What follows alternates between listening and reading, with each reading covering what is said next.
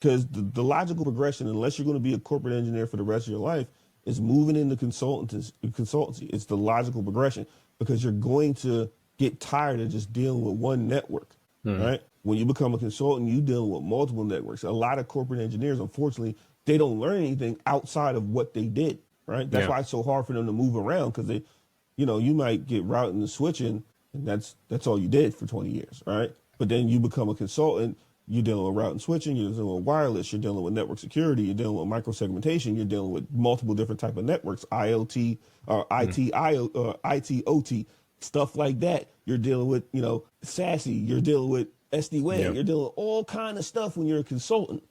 So you're never stale, and consultancy actually keeps your brain functioning.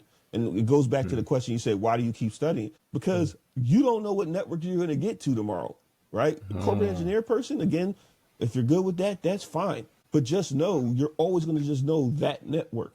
And that's what most people end up not studying because they're like, look, I already know the network I'm in right now. What do I need to study for? I know everything in this network. And then, unfortunately, if a bad situation happens, you're stuck because you're like, I know this, right? Think about it.